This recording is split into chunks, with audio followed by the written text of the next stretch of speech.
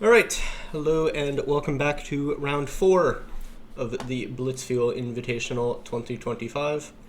As you saw in the first 3 videos, we're coming into today with a pretty good score. 2 out of 3 against 3 very strong opponents. Bit of a roundabout way of getting there, losing with white in the first round, winning with black in the second, and then finally a sort of normal result of winning with white in the third round. But however you get there, a plus score in such a field is always something to be relatively happy about, especially going into what's on paper should be the most difficult day of the tournament with 2 grandmaster games in the same day. The first of those, we had black against Grandmaster Emilio Cordova, grandmaster from Peru. I have played Cordova, I believe, only one time before, but it was a generally good memory. Made a relatively simple draw with the black pieces in the 1000 GM round robin about 2 years ago now that I made my Grandmaster norm, so a little bit of a familiar opponent. That game, if I remember correctly, began with knight f3. Cordova, I believe, plays knight f3 pretty much every game, so this would come as no surprise. I played knight f6. He played g3. And I tried this interesting move b5, which at first glance looks very bizarre playing b5 in the opening, but once white has committed to a fianchetto based setup, it starts to make a little more sense to go for b5. It would be very similar to fianchettoing black's light square bishop and trying to challenge this long diagonal, which is a very common idea in a lot of these openings, the Queen's Indian especially, but against these sort of Catalan setups, it's particularly useful to challenge this diagonal. But b5 is a bit of a more active attempt to do that now that this pawn is not really under serious pressure. If white had continued with a move like d4, then b5 would make no sense, because the pawn would become immediately vulnerable to attack after something like e3 or maybe even e4. But since the bishop has already committed itself to g2, b5 is quite reasonable. Now if white tries to harass the pawn with something like e3, it's kind of inconsistent of which way this bishop is trying to go. You know, you sort of have to pick a lane, and since the long diagonal is quite weakened already by the g3 push, it probably will end up having to go to g2 anyway, at which point it's not really clear what the point of this sort of whole operation was. Black is very happy to play a simple move like a6 anyway to shore up this pawn. And so white generally goes ahead and continues with his fianchetto, played bishop e7, castle. I don't really remember what I played exactly in this position, probably just the move e6, and eventually made a relatively comfortable draw following some preparation I had done for that game. So even though in this game Cordova did open with knight f3, as he does in most games, so again, this game is no surprise. After knight f6, I was kind of expecting that he would try something other than g3, because of just sort of how little he managed to get out of the opening in our previous encounter. And so I wasn't surprised to see his choice of c4. White, of course, has a very wide array of options after knight f3, knight f6. He has the option of sort of transposing into basically any d4 based opening. For example, I mean, white could even play d4 immediately, and most likely we would end up in some kind of Queen's Gambit declined, some kind of Catalan, potentially some kind of Slav. I mean, both sides still have quite a bit of choices of how to continue from this position. We're only on move 2. But c4 makes sense as well. It's a little more committal, because it does commit the pawn to c4 immediately, which means that if black does go for an e6 and d5 based setup, then black will often be brandishing the idea of simply capturing on c4. This would be particularly true if white commits to some kind of Catalan, but this is still very flexible for white, who has a lot of options on how to continue. So I played the most solid move, e6. Black, of course, could try any number of other moves. g6 is a very large system trying to transpose into some King's Indian lines where white has already committed to the move knight f3, which means that we avoid, for example, the Samish after f3, or some lines like the Averbach with like bishop e2 and an early g4. Another option, black could play c5 and try to transpose into a symmetrical English type structure, most likely play would continue something like, knight c3, knight c6, maybe e4 can be played. And white tries to go for a sort of Maroczy bind kind of setup. In fact, you can often transpose directly into the Maroczy bind. But in this game, I chose to play the very solid e6, and now white continues to have several choices available. G3 would be sort of transposing back into the Catalan. Now b5, of course, is not possible with the pawn already on c4, so this is one possibility for white to continue. Another possibility is to directly transpose back into sort of knight f3 based openings, so black would now have the option of going for the Queen's Indian or the Bogo Indian, or d5 sort of inviting either the Catalan or a transposition back into the Queen's Gambit declined. Black could also even play c5, go for a Benoni, where again white has already committed the knight to f3, which sometimes simplifies black's task a little bit, sometimes not. I mean, the knight is still very well placed on f3. But my opponent played knight c3, which sort of maintains maximum flexibility. d5 at this point is pretty automatic. There aren't really any other options that make a lot of sense. And now finally white has to sort of commit to a setup. At this point, white can play d4, at which point we transpose into Queen's Gambit declined main lines, very standard stuff. White still could play g3, it's technically possible. It wouldn't really make a lot of sense having already committed the knight to c3, where it can immediately be harassed by d4. And also the knight often doesn't go to c3 anyway in the Catalan. It often prefers to go to a3 to try to recapture the pawn. For example, if black were to take here, which is certainly a way to continue. After bishop g2, maybe something like bishop e7, castle, castle. One of the big systems for white is to play knight a3 in this position if the knight were back on b1, going after this pawn immediately. And with a knight on c3, that's much harder to accomplish. It's actually not that easy to even recapture this pawn directly. White would have to play something like queen a4 to do it, which is possible, but a bit of an overextension after something like knight c6 takes e5. Black has a very comfortable game with very clear development about to conclude.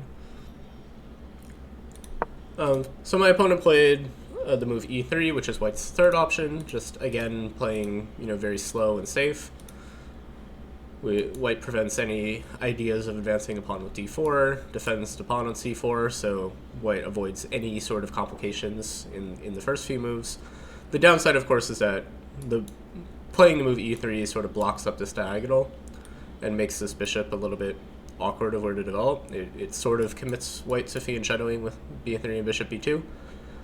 But then there's a big question of what to do with this d-pawn, because white generally would not prefer to follow up with d4, ideally, because that would block the long diagonal that the bishop is committed to. But without that, white is not really laying any sort of major claim to the center anymore, and so black should get a very, very comfortable game with sort of any number of approaches here. So I spent a little bit of time considering what exact setup I wanted to go for. C5 would be very natural, sort of renewing the concept at least of d4, but inviting white to play d4 and heavy tension in the center. This position is fairly well known.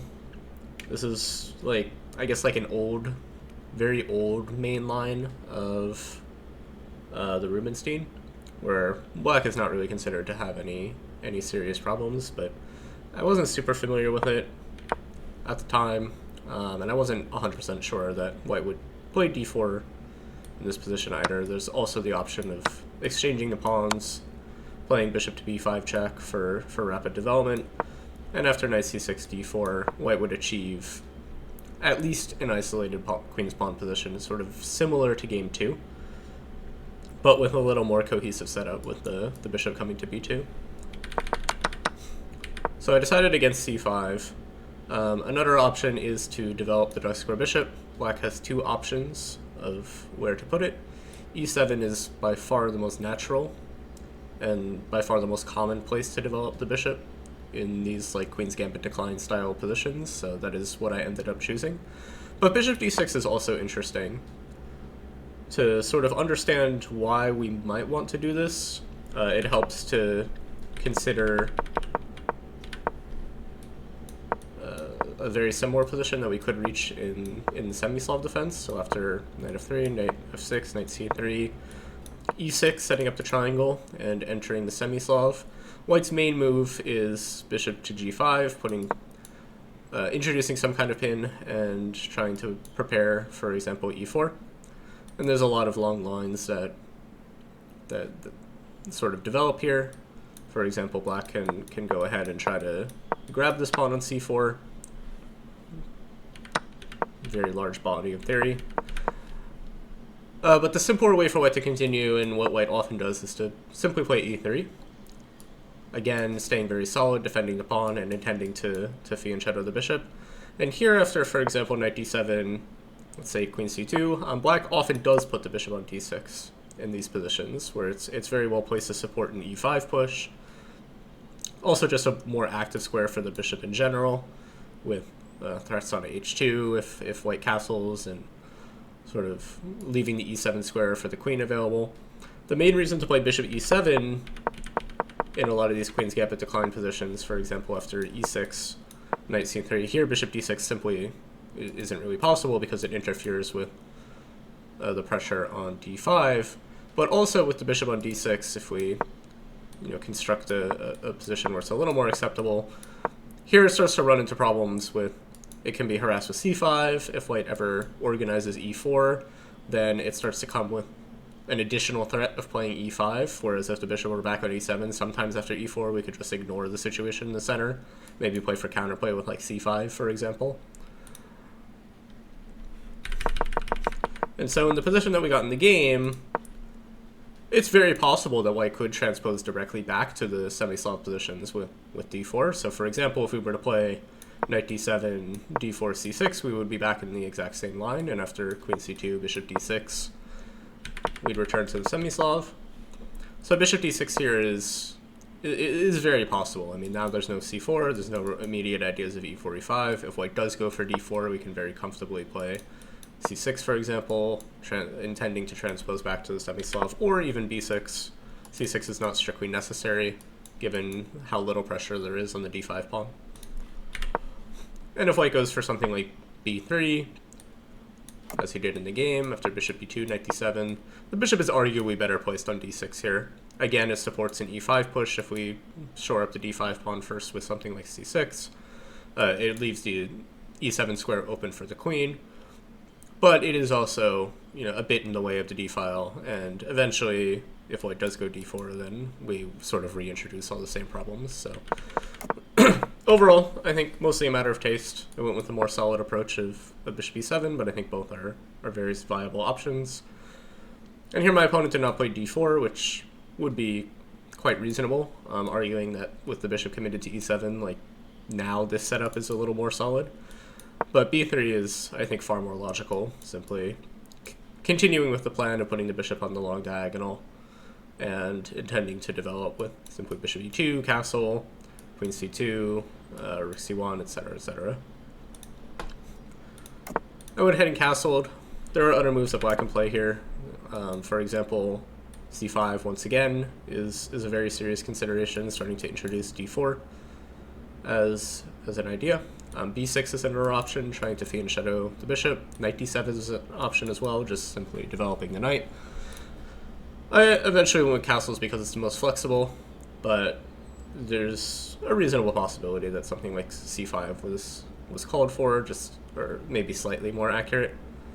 Probably not a huge difference either way, but I chose castles in this game. White played bishop b2, and now black needs to decide, or makes a little bit of a commitment of how to set up the pieces. Once again, c5 comes to mind. b6 is another option, fianchettoing the bishop. Again, we have knight d7, just developing the pieces. I opted for b6 eventually, partially because I had some sort of vague preparation. I don't really remember if it was for this game specifically or for a previous game in the event, probably game 2. But I had some preparation, not for this exact position, but for some very similar lines, in which, after takes, which is pretty much an automatic reaction to b6, black is committing to putting the bishop on the long diagonal, So it's very, very useful for white to try to cement a black pawn on it, where it won't be able to move forward. For example, if white continues, on autopilot after bishop e2, bishop e7 castle, now black can already consider moves like d takes c4, trying to clear the long diagonal and make this bishop a little bit more useful. There's also c5, preparing d4 once again. So after b6, white generally takes the opportunity to take on d5 at a moment where black is not really ready to take with a knight. In this particular position, he probably can, but it's a little bit awkward for black to complete his development afterwards. For example, after takes, we probably don't want to take with the queen. White will be able to develop with tempo, and now white has a very serious space advantage and development advantage with very powerful pressure on the king side. Notably, the knight on f6 is gone. And if we take with the pawn, we sort of renew the same problem. Now the bishop on b7 is blunted by this pawn stuck in the center, and it's always very, very difficult for black to organize a d4 push. So I went ahead and took with the pawn, which is, in theory, a slight concession for the black pieces, but as we'll see, and as I knew from some preparation, it's not necessarily always that big a deal. And here my opponent surprised me. I was expecting the move d4, sort of cementing the situation in the center, and if the bishop ever goes to b7, it will always be staring at this pawn forever. The downside, of course, is white has the same problem with his dark square bishop, but d4 prepares to put the bishop on a very, very nice diagonal, complete the development very safely, and start putting pressure down the c-file. In this position, I was intending to play the move bishop to d6. This is, in a way, an admission that the bishop has been misplaced on e7 and actually should be on d6, but doing it in sort of two steps, black is arguing that this has made white commit to a arguably inferior setup, and so it's fine to lose the move. Now if white continues with something like bishop d3, black generally doesn't play c5, which is very natural, and something that I generally have played on autopilot in positions like this before, because after the move c5, now white will always have the option of taking on c5 and opening up his bishop. While also, the pawn on c7 is very well guarded right now. There's not a lot of ways for white to organize play on the c-file to put serious pressure on this pawn. And so black will continue with a move like a6, preventing any knight b5 ideas. Castle, rook to e8, let's say rook to c1 for example, and simply knight b d7. Black is starting to prepare to play the move knight to e4. After, for example, bishop e7, for example, if you say queen c2, just again, sort of autopilot setting up white's setup, bishop to b7. Again, no real pressure on this pawn. If this pawn were on c5, then white would have options like knight a4, starting to put a lot of pressure on this pawn, bishop a3, for example, to really load up on it. But on c7, there's really no way in.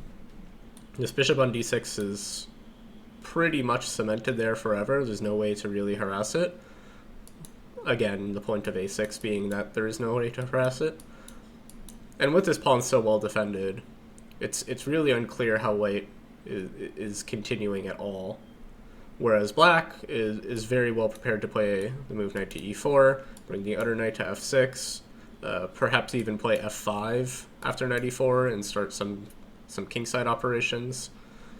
Black can play other moves like rook e6 to h6 as well, starting to put pressure on the king side. It's a very, very comfortable position for black, in my opinion, and very, very unclear how white should continue to organize his pieces.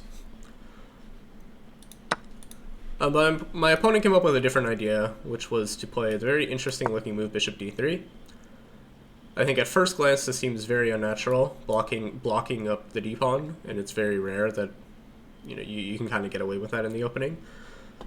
But in this position, I think it makes quite a bit of sense. The bishop belongs on d3 at some point, typically with the pawn on d4, but even without, this is a very, very strong diagonal for the bishop. These two bishops are exerting some serious pressure on the king side.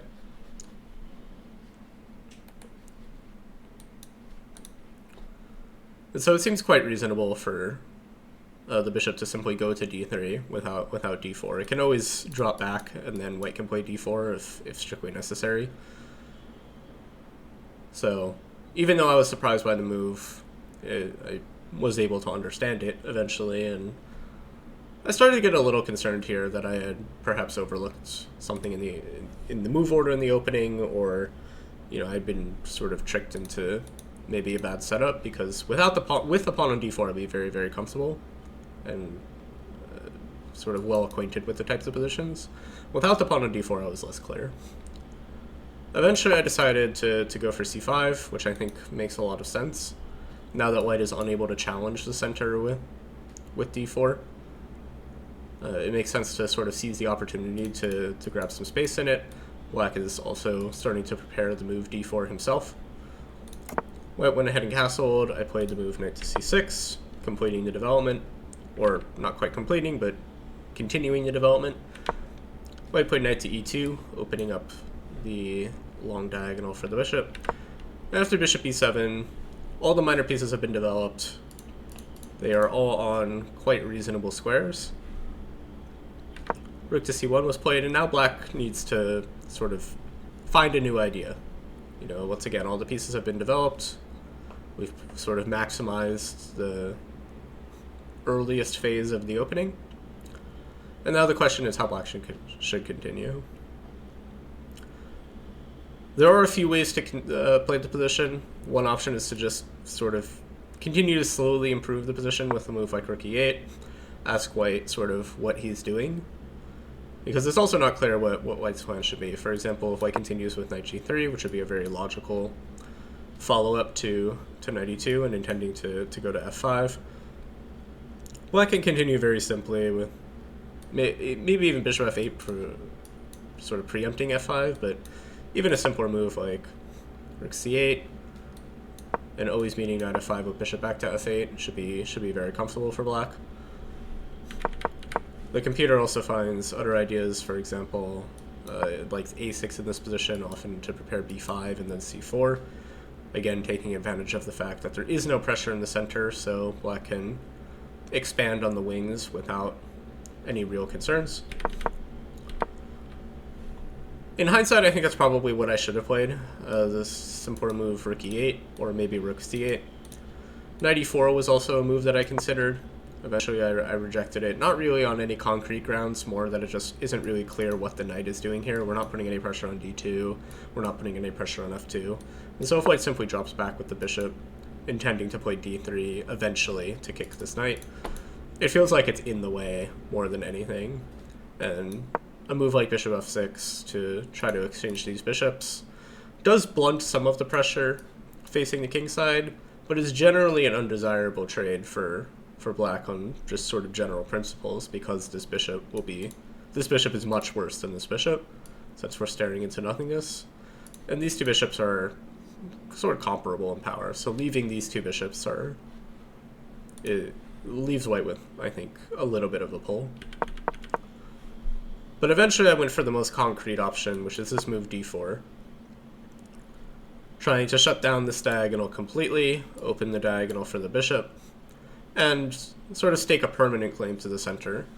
The reasoning being that this is a true pawn sacrifice in some sense, or perhaps can become a true pawn sacrifice, but in order for white to come collect this pawn on d4, it requires a lot of contortions to actually go achieve. For example, after e takes d4, c takes d4, white is unable to take this immediately because of the move bishop to c5, exploiting the sort of unfortunate configuration of pieces here. And now after rook c4, the only way to defend the knight, black continues with the move queen d5, and there's no good way to really deal with this threat of checkmate. If white continues with the move f3, trying to shut down the diagonal, we have the move b5, kicking this rook and picking up some sort of material. Probably white has to take on c5, and then black is just up in exchange. And if white tries to use the queen, then black has tactical resources with queen takes c4, opening up the bishop's attack on the queen, and once again black collects in exchange. So white is forced to prepare the capture of the pawn on d4 with the move bishop to b5. Black continues bishop to c5, blocking the c file and adding a little bit of defense to the pawn. Takes on d4, and now simply black just goes back. Maybe even to the more active square e4, but bishop to b7 is fine. Now white has, collected the d-pawn. He can claim, some sort of accomplishment for being up a pawn, but the pawn is very weak. This is sort of an isolated queen's pawn position in a sense. Black has two very, very powerful bishops that are now the ones looking at white's king. Previously that was the case for white, but with the bishop on b1 gone, the pressure on black's king is pretty much non-existent. And it's not really clear how white should continue to improve his position, whereas black's pawn is very clear. The queen will go to d5, where it's very powerfully centralized and cannot really be contested. The rooks will come to d8 and e8. There will be massive pressure, not just against his pawn, but against white's king as well. I think, all in all, I would actually prefer to be black here. I mean, the computer still gives white a little bit of a small plus, but I think in human terms, this is much easier to play with the black pieces, and certainly, objectively, black is not seriously worse. Even the computer is only giving like 0.2, 0.3. So I was very comfortable sacrificing this pawn. I spent some time, verifying that this pawn could be sacrificed, but I was fairly confident in my decision, until my opponent very quickly played the move bishop to b1. And then I started to get a little more concerned, because now the pawn is sort of really threatened.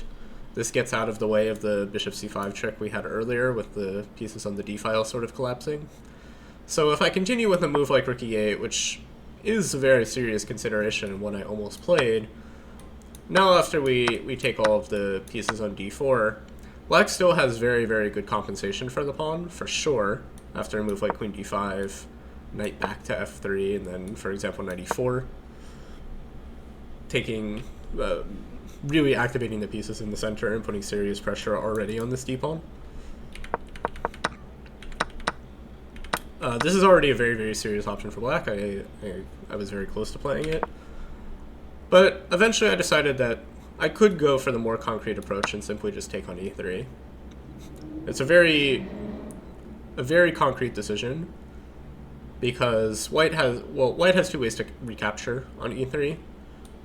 D takes e3 is very clearly not very dangerous. We can simply exchange the queens, start to contest the d file, and black should very clearly have no problems. This pressure on the king is not very serious without the queens on the board, and black is a very, very solid position, no weaknesses. I wouldn't even be surprised if we agreed to a draw here. In fact, I actually somewhat expected d takes e3 and then just agreeing to a draw. Or, I don't know about expected, but I thought it was possible. The other option, which is much more natural, in my opinion, than the one that he played, is to play f takes e3, opening up the f file. And now visually this looks very, very dangerous for black's king, but it's not that easy for white to actually continue the attack. Bringing in more pieces is not that simple. And in the meantime, black has a few ways to try to liquidate the pressure. I mostly looked at two moves.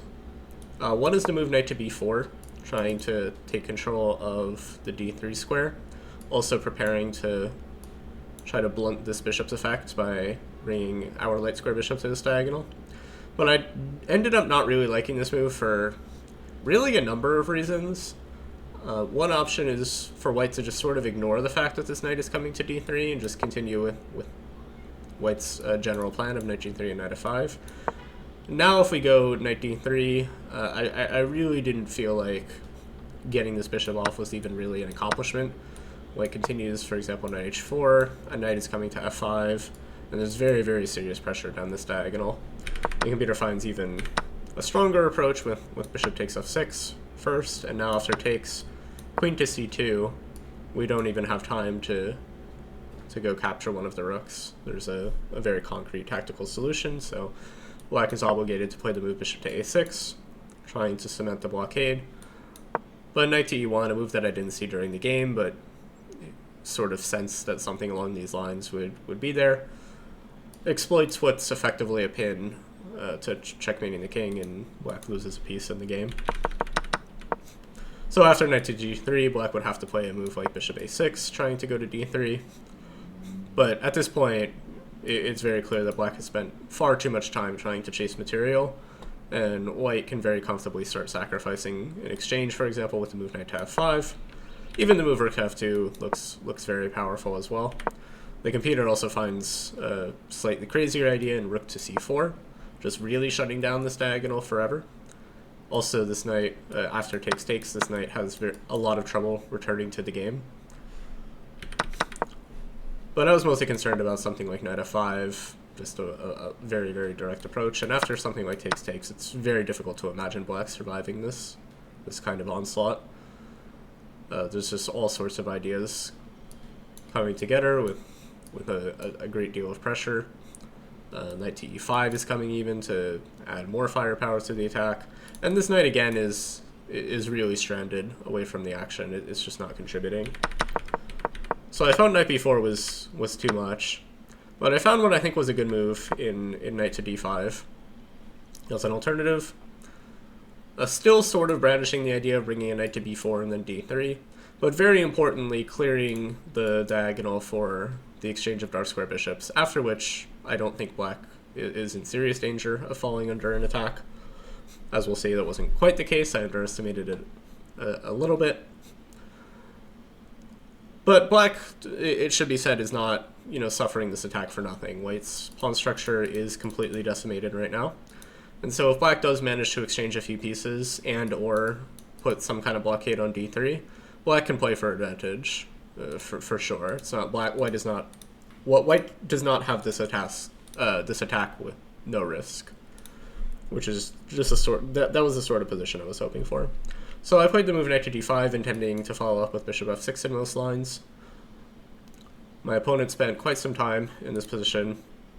One of the lines that I calculated was the very direct attempt to e4, trying to put the question to this knight. Here I was intending to bring the knight to b4, once again aiming for the d3 square.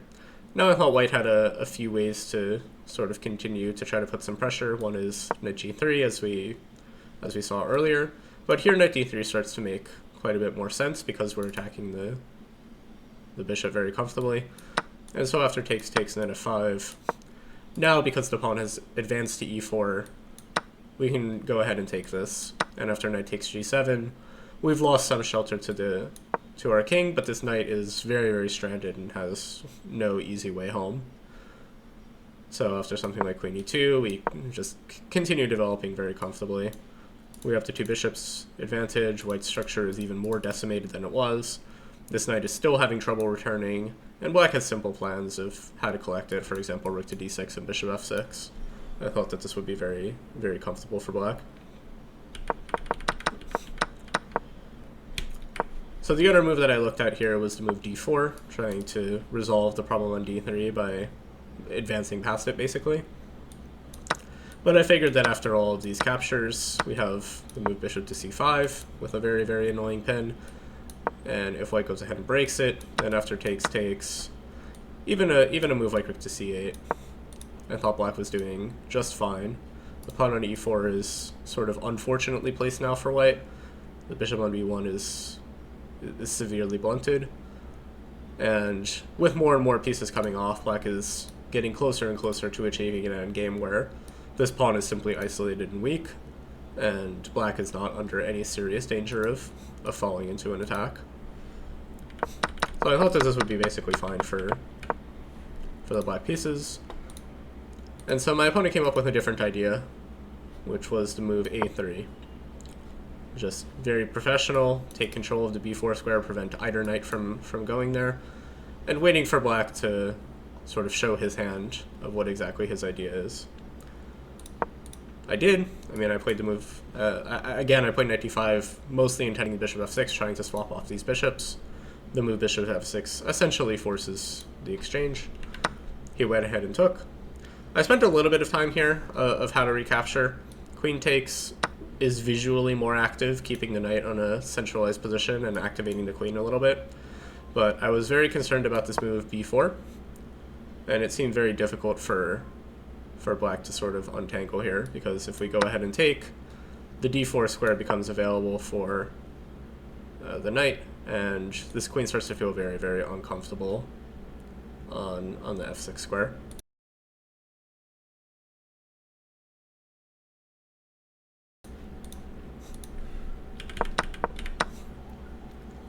So after some thought, I ended up simply taking with the knight instead.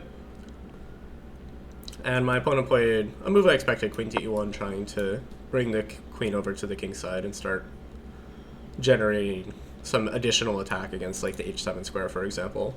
Once again, the attack is much less powerful without the presence of the dark square bishops, but even the one bishop is enough to generate some threats. So here I spent some time. I came up with what I think is a pretty good move in queen d6. Just sort of, first of all, getting out of the way of some annoying pins that can occur, but also just activating the queen, preparing knight e5 a lot of the times to exchange another pair of pieces, preparing to bring this rook into the game, putting some pressure on d2, or at least brandishing the idea of putting pressure on d2. And after queen h4, black is very ready to meet any threats on h7 with the simple move h6, which I played. This also takes away the g5 square for the knight, which is a nice side benefit. And here I started to feel fairly comfortable because I really wasn't quite sure how white is going to continue trying to juice up his attack. I was expecting to move knight to g3, same idea as we've seen before, preparing to enter the king side via f5 and start to brandish the idea of some sacrifices, but here I was intending knight e7, just defending this square, opening up the bishop, and again, it's not really clear how white should continue the attack. Black is ready to just simply complete his development, and I think black is doing quite well. So my opponent played a very interesting move b4. I had not considered this move at all. This is a true pawn sacrifice, but it once again earns the d4 square for either of the knights if black goes ahead and accepts. So after c takes b4, which I played, white recaptures. If I were to play the move queen takes b4, being very, very greedy and grabbing the pawn, white will first play the move rook to c4, activating the rook, and then after the queen goes back to, let's say, back to d6, now white takes advantage of the square that has now been opened up by this sacrifice. Once again intends to bring a knight to f5. We can again play knight e7 to try to keep the knight out, but now after something like knight b5, white's pieces are definitely roaring to life, and it starts to look definitely a bit scarier. The queen doesn't really have a lot of good squares. If we go to d7, there's rook to c7, which is still objectively fine for black, but the exchange of this knight for this bishop is definitely favorable for white. And this rook on b7 is actually extremely well placed to aid in the attack. And if we go back to d8, then after something like rook d4, continuing to harass the queen, we once again don't have a lot of good squares. We can't go to e8 because of knight c7. We can't really go to c8 because of knight d6. That means queen b8 is forced. And now, even though I didn't really see anything concrete for white here, this setup seems very, very suspicious for black, where white is making a tremendous attack on the king side, and black's pieces are sort of off in Narnia, with this extra pawn not really meaning anything because it's so far from generating any real pressure. Computer still thinks that black is well within defensive territory, but in practice I felt very scared to accept this sacrifice.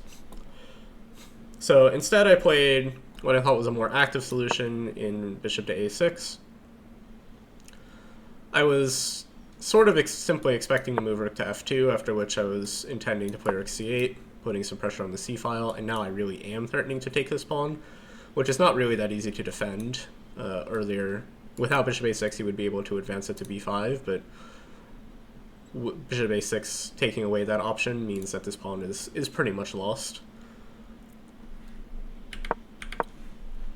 And so I felt that bishop a6 was just a strict improvement over taking the pawn immediately, because I completely overlooked white's additional ideas here. And so I was very, very surprised when my opponent spent some time and then came up with the move rook takes c6, which I simply had not considered at all. And when he played it, I actually had a moment of like really not understanding what the whole point of the sacrifice was. Like, okay, you gave a rook for a knight, you know, I'm not complaining. Okay, you know, maybe you get a knight to d4, I guess, and then I started to realize that a knight to d4 is actually quite strong. But I mean, nevertheless, of course, we have to take. White played knight f to d4, opening up the f file. And now I spent some time deciding how to try to defend, because there are, you know, a few options of where to put the queen. The main ones are, the main alternative to what I played would be the move queen to d7. And now here, after rook takes f6, to play the move bishop takes e2. Now if white goes ahead and takes back on e2, then black is able to take on d2. And even though this configuration on the king side looks very, very loose, there really isn't actually a way to break it.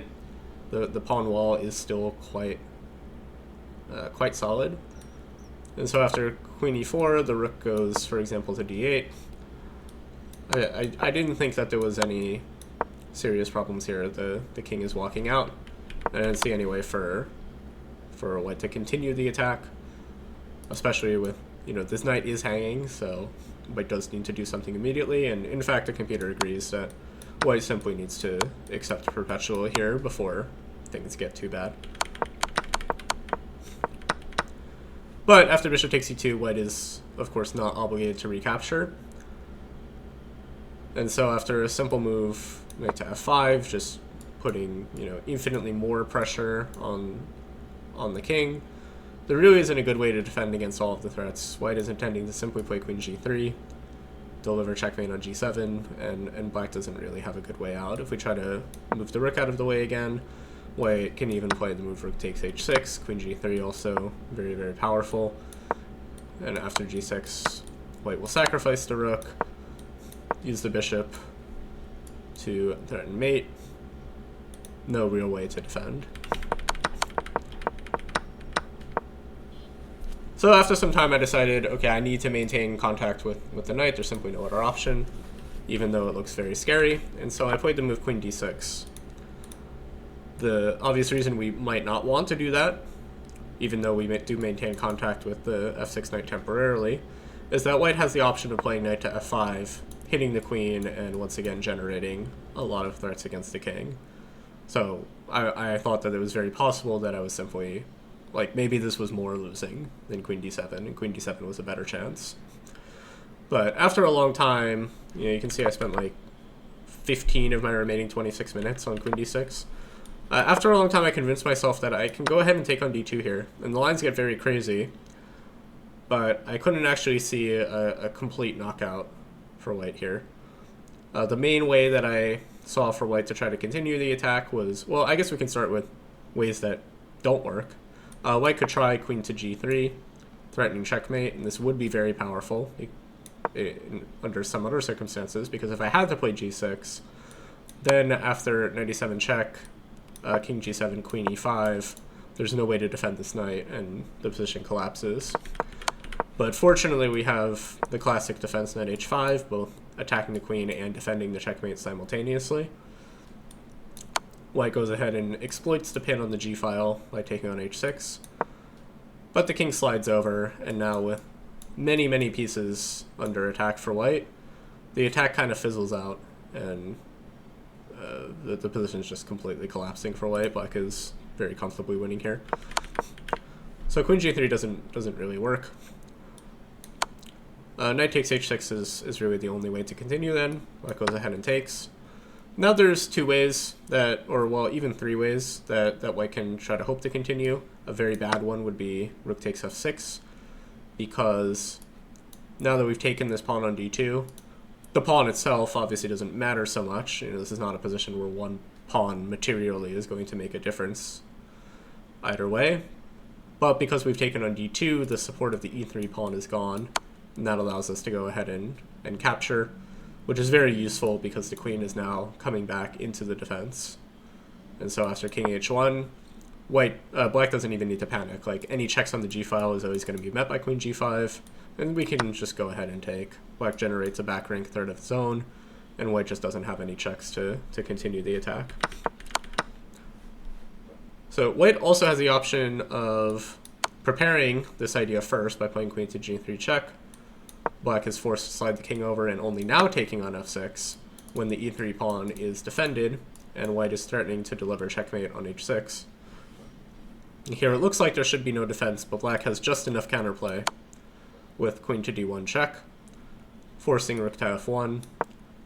And now black has a few ways to really queen anywhere is fine, but queen takes e2 is by far the simplest, and white has nothing better than delivering perpetual.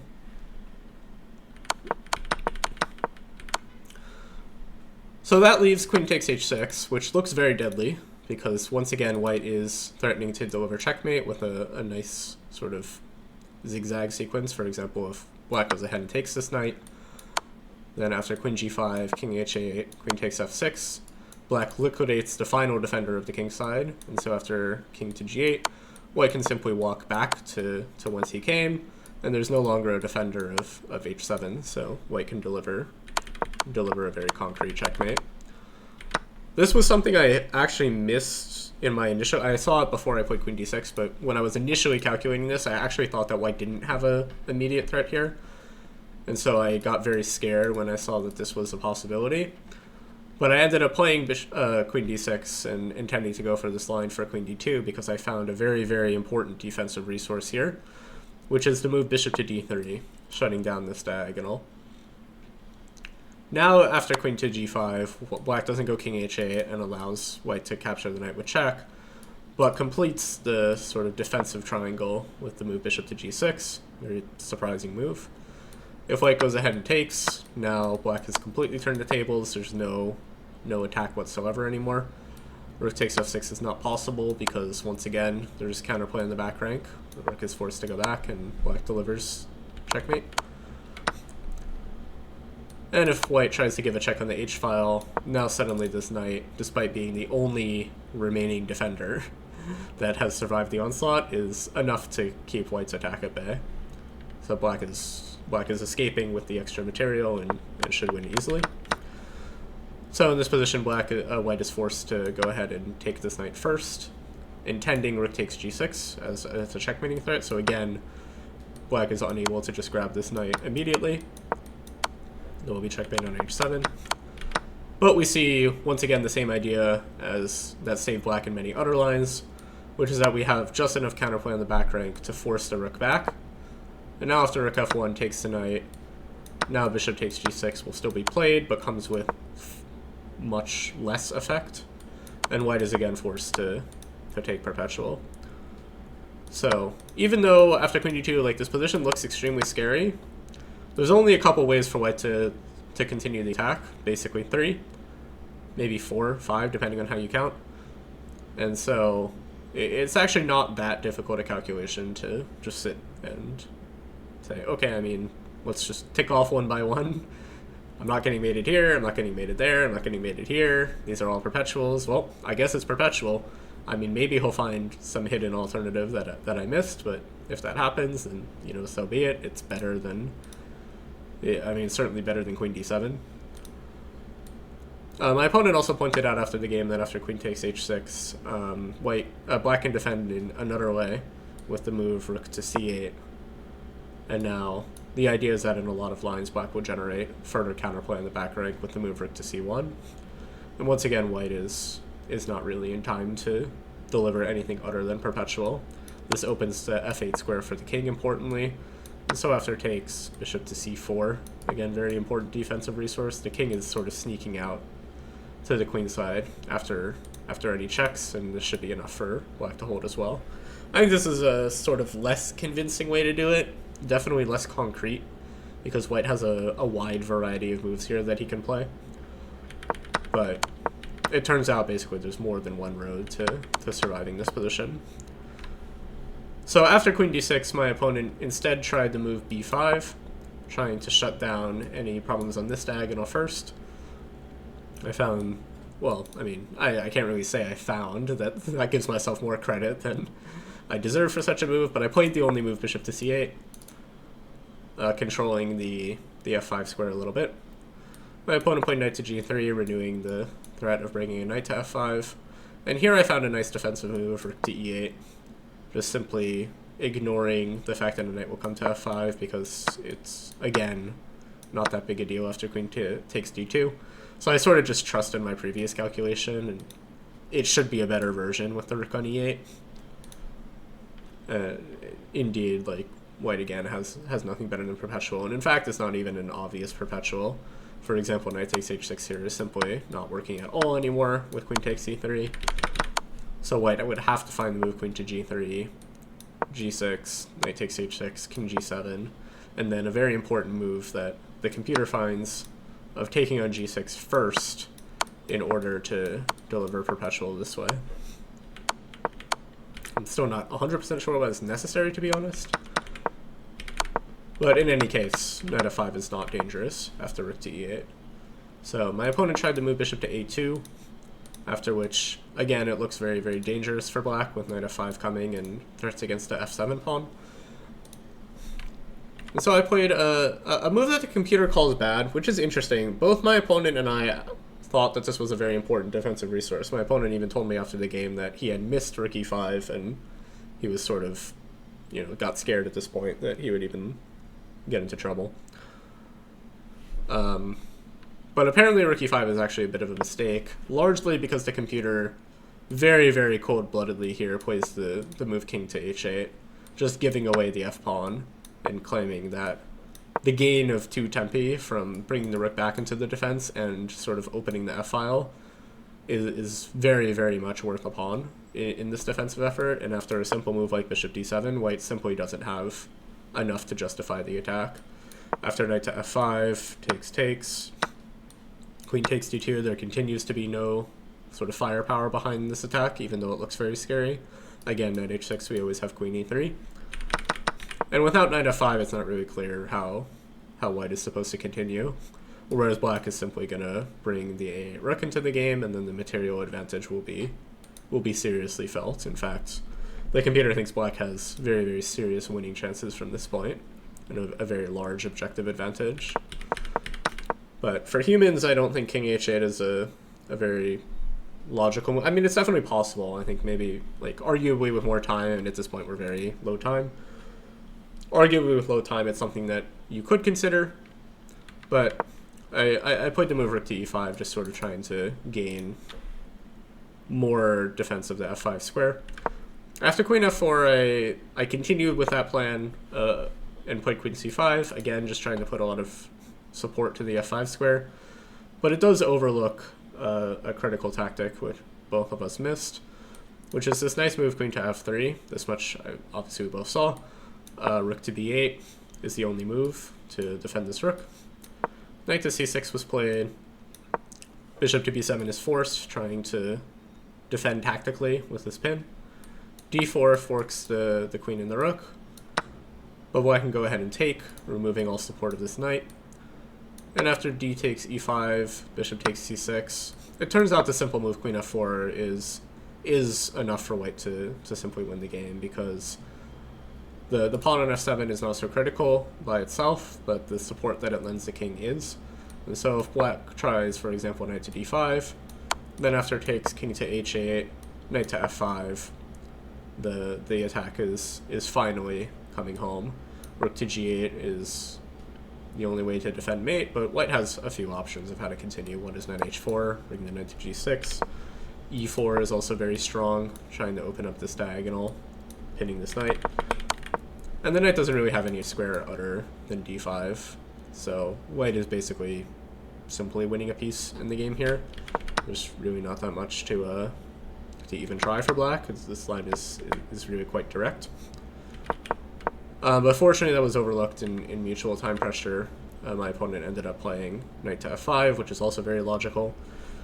And here, not bishop f5, which would allow d4, and this fork is very, very unpleasant for white, or for black.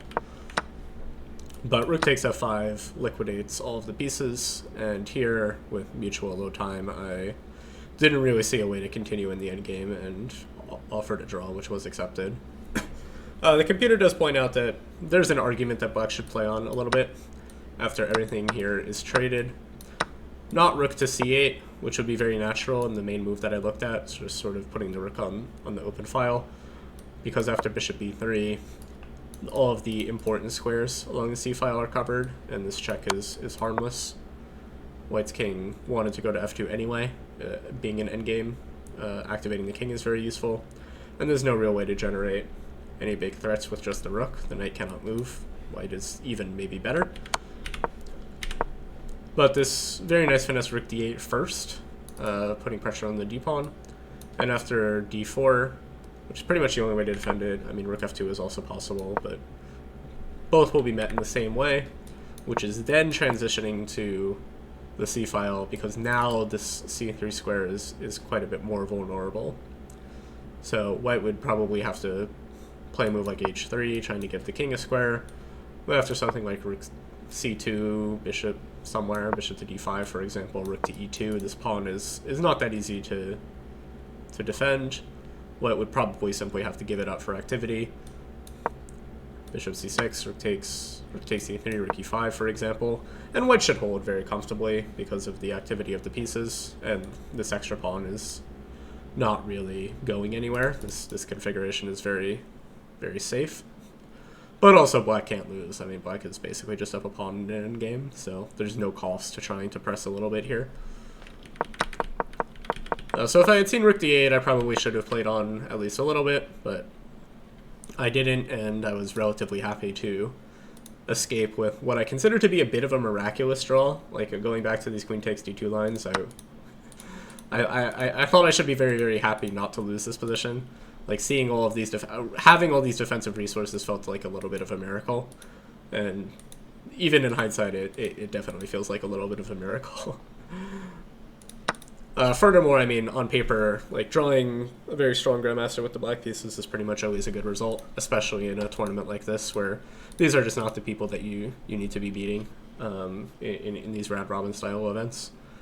It's obviously great if you do, and like in round 2, I was very, very happy to get a win, but not, necessary, and not something that I should be going, like, super out of my way for from a strategic standpoint. So, especially considering the next game was going to be against, again, a very strong grandmaster, and, some argument. I mean, I generally find, like, energy conservation arguments to be pretty overrated. People like to say, oh yeah, I took a draw to conserve energy, when in reality they were just, like, kind of scared of their position, and that's kind of the case here. I'm sort of falling into that same trap, where I was still, like, a little scared that I would somehow manage to lose this endgame. But there is something to the argument that, like, there's no point in just, like, playing this for 200 moves for no reason, when the outcome of the game is never in doubt, when I still, do need to prepare for the next game, which would be very shortly after this one. This was a very long game.